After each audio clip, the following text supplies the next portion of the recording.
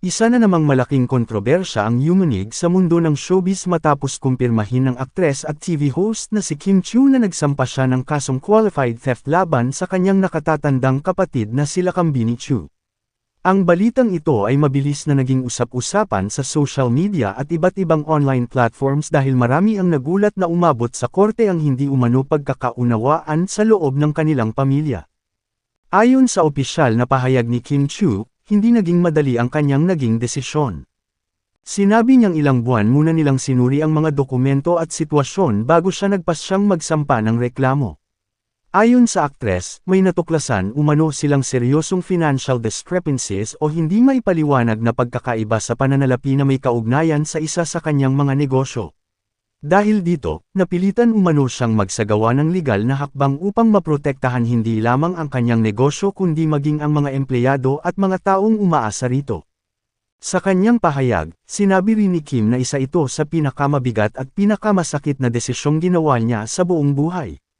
Ayon sa kanya, itinayo niya ang kanyang mga negosyo sa pamamagitan ng sipag, tiwala, at dedikasyon, kaya labis umano ang kanyang lungkot nang matuklasan ang mga sinasabing problema sa pananalapi.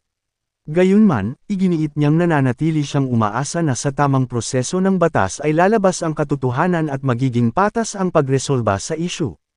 Samantala, kinumpirma rin ng kanyang mga abogado na ang reklamong isinampa ay qualified theft. Gayunpaman, hindi pa nila isinapubliko ang lahat ng detalye ng kaso dahil ito ay nasa ilalim na ng legal na proseso. Hindi rin nila tinukoy kung aling partikular na negosyo ang sangkot sa reklamo. Dahil dito, marami ang naghihintay sa mga susunod na development at opisyal na pahayag mula sa magkabilang panig. Dahil sa balitang ito, bumuhos ang iba't ibang reaksyon mula sa mga netizens.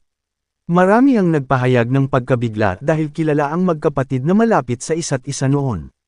May mga nagpahayag ng suporta kay Kim at naniniwalang mahirap ang kanyang pinagdaanan bago niya nagawang magsampa ng kaso laban sa sariling kapatid.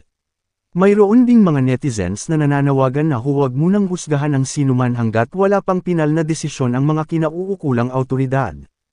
Sa kabilang banda, may mga nagsasabing nalulungkot sila sa nangyari dahil pamilya ang nasangkot sa usapin. Para sa ilan, masakit makita na ang dating matibay na samahan ay nauwi sa legal na labanan. Gayunpaman, marami rin ang nagsasabing kung may isyong kailangang linawin, nararapat lamang na ipaubaya ito sa tamang proseso ng batas. Sa kasalukuyan, wala pang pinal na desisyon ang mga awtoridad tungkol sa reklamong isinampa.